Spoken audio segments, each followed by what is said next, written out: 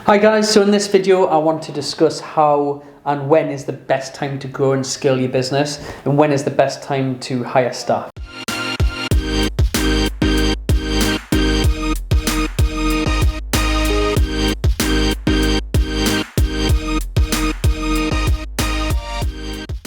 Hi, so one of the biggest tips and advice on scaling a business was in my first few years in business. I used to hire too fast and fire too slow, but now I hire slow and I fire fast.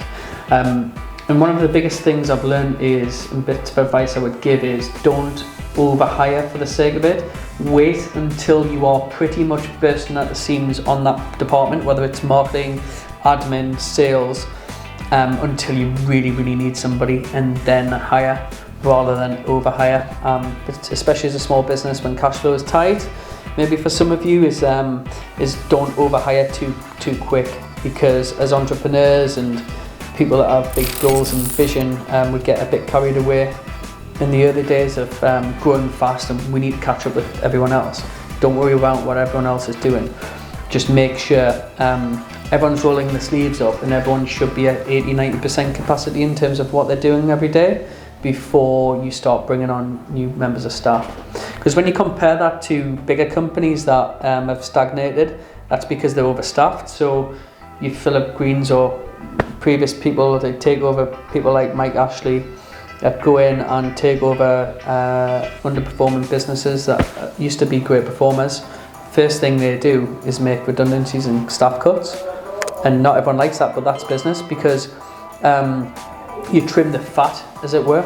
And I have that mindset in my business, is making sure I don't have any fat around the edges in my business, and make sure that we're lean, but also we can adapt and we can deliver like the size of a big company, but with a boutique specialist team full of grade A player superstars.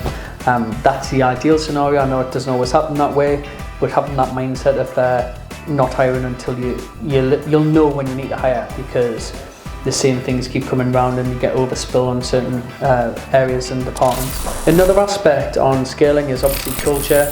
Hot topic as always. Everyone has different opinions around culture. What is culture? How can you define it? How can you hire for it? My biggest thing that we did was I developed 10 core principles, which you might be able to go to a screenshot on and show the audience. But we had 10 core principles that we hired on. So if that person didn't fit within those principles, then we didn't hire them.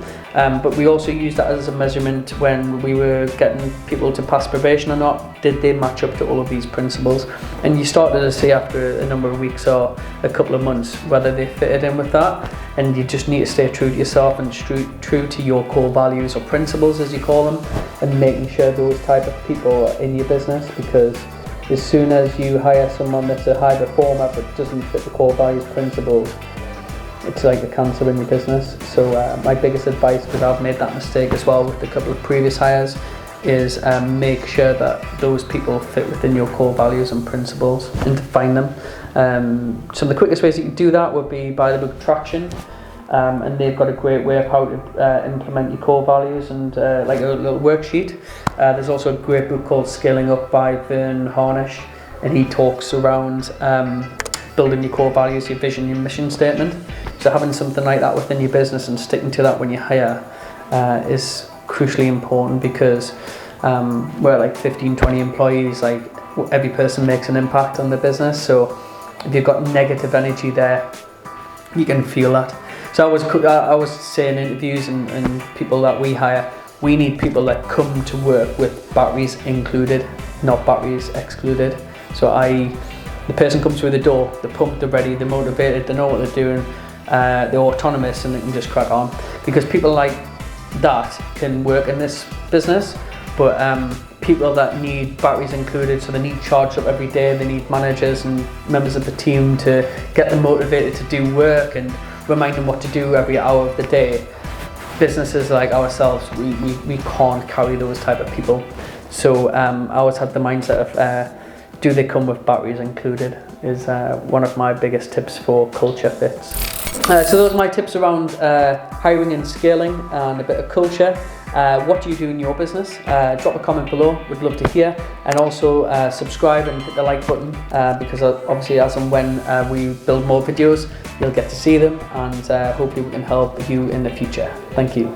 Hi, thanks for watching today's video. If you like what you've seen, please like and subscribe the button with Entrepreneur Jim so you keep up to date with all of the updated videos. If you've got any questions or comment, I'd love to hear from you, so please drop a comment in Entrepreneur Jim's below, and we'll look to answer those on a weekly Q&A video. Keep an eye out for any future videos that we'll be posting. I'll be popping a video in here probably every 1 to 2 days. Thank you.